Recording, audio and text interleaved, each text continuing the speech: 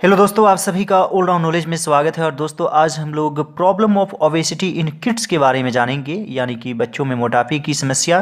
तो आज का वीडियो काफ़ी इंटरेस्टिंग है। यह एक प्रकार का आर्टिकल राइटिंग है, या फिर इसे आप ऐसे राइटिंग भी मान सकते हैं। इस आर्टिकल में आपको बहुत इंपॉर्टेंट वर्ड्स भी मिलेंगे जिसे समझना जरूरी है, तो इससे आप इंग्लिश भी समझ पाएंगे। Mohit is popularly addressed as Motu by his friends. Mohit को पॉपुलरली एड्रेस किया जाता है मोटू के रूप में, यानी कि उसे मोटू कहकर पुकारा जाता है। तो यहाँ पर आप देखेंगे एड्रेस, ये बहुत ही नॉर्मल वर्ड है। एड्रेस मीन्स पता भी होता है, और एड्रेस मीन्स भाषण देना भी होता है, और किसी को एड्रेस करना यानी उसके बारे में बोलना भी होता है। Tania can not skip with her friends because of her weight. और तानिया अपने दोस्त के साथ स्कीप नहीं कर सकती है, उछल कूद नहीं सकती है अपने वेट की वजह से। तो ये स्कीप मीन्स क्या होता है? उछलना होता है। और आप लोग मेरे वीडियोज़ को भी देखते होंगे तो एड्स जो आता होगा प्रचार, तो उसमें लिखा रहता है स्किप। तो यानी कि आप स्किप कर जाते हैं, वहाँ से कूद कर दूसरी जगह चले जाते हैं। तो स्किप मतलब होता है उसको छोड़ देना, नहीं देखना। Today more and more youngsters are falling a prey to obesity. और आजकल ज़्यादा से ज़्यादा यंगस्टर्स जो होते हैं, जो नौजवान हैं, वे भी मोटापे के शिकार हो रहे हैं। The problem of being overweight, और उनका वजन बढ़ रहा है। Recent survey pointed out that 26% of those examined were overweight and 4.2% plain obese। एक रिसेंट सर्वे में यह पाया गया कि कुछ लोगों का जो है एग्जामिन्ड हुआ, यानी उनकी जांच हुई, तो उनमें से 26% जो है वो ओवरवेट थे, ओवरवेट के शिकार थे, और 4.2% को ही प्लेन ओबीस था, यानी जनरल मोटापा था।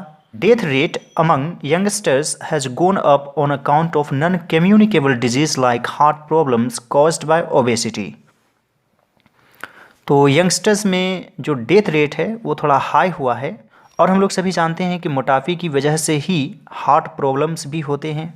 It is indeed ironic that while on the one hand we are struggling to fight the problem of undernourished children, we have on the other hand the problem of excessive nutrition। तो यहाँ पर irony का मतलब है विडम्बना। तो एक प्रकार की विडम्बना है कि कुछ बच्चों को जो है भोजन नहीं मिल पा रहा है, उन्हें सही से पोषण नहीं मिलता है, और दूसरी तरफ कुछ बच्चे बहुत अधिक खा लेते हैं तो उन्हें एक्सेसिव न्यूट्रिशन मिल जाता है, जिसकी वजह से वे मोटे हो जाते हैं। तो यहाँ पर अंडर नरिश्ड चिल्ड्रन का मतलब हुआ कि उसे सही से नरिशमेंट नहीं मिला, पोषण नहीं मिला, वो अंडर ही रह गया, यानी अंडर नरिश्ड, अल्प पोषित जिसे हिंदी में कहा जाता है। और एक्सेसिव न्यूट्रिशन का अर्थ हुआ कि ज़रूरत से ज़्यादा न्यूट्रिशन मिल जाना, पोषण मिल जाना। Plumpness is generally attributed to hormonal problems, but that is only in case of 6% cases. Plumpness यानी मोटापा को ज़्यादातर हार्मोनल प्रॉब्लम से जोड़ कर देखा जाता है। एट्रीब्यूट का मतलब हुआ संबंध दिखाना, जोड़ कर देखना। But that is only in case of 6% cases, लेकिन 100 में से सिर्फ 6 लोगों को ही ऐसी दिक्कतें होती है। It is the life style and the environment one grows up in that matter more. बच्चे किस इन्वायरमेंट में रहते हैं, उनका लाइफ स्टाइल कैसा है, यह ज़्यादा मायने रखता है।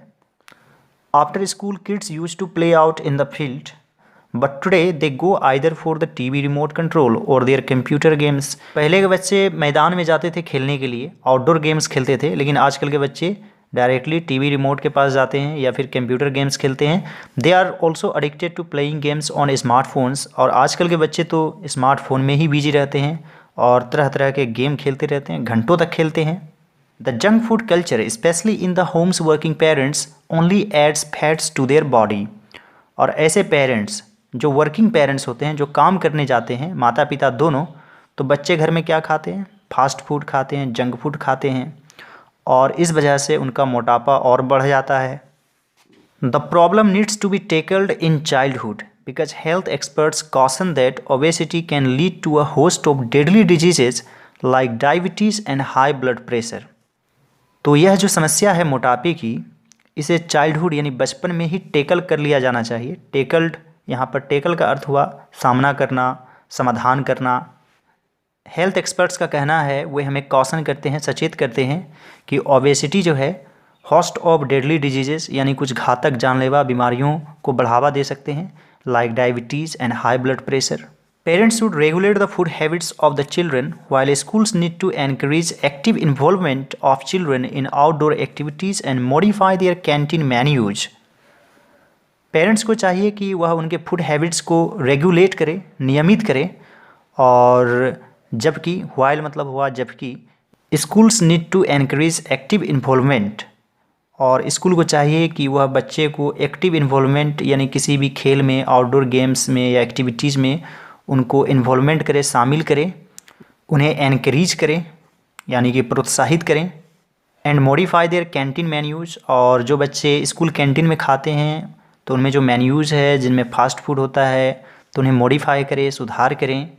If the generation next does not get back into action now, यदि आने वाले जनरेशन एक्शन में वापस नहीं आते हैं, मतलब फिर से पहले वाली जीवन नहीं जीते हैं, एज इन द यूएस, तो जिस तरह यूएस में है, obesity will be declared an epidemic in India too, तो इंडिया में भी ओबेसिटी को एपिडेमिक डिक्लेयर करना पड़ जाएगा।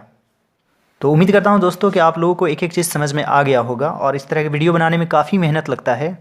उम्मीद करता हूं कि आप इस वीडियो को लाइक करेंगे और मेरे चैनल को सब्सक्राइब कर लीजिए। इसी तरह से एक नए अंदाज में और आराम से आप इंग्लिश सीखेंगे।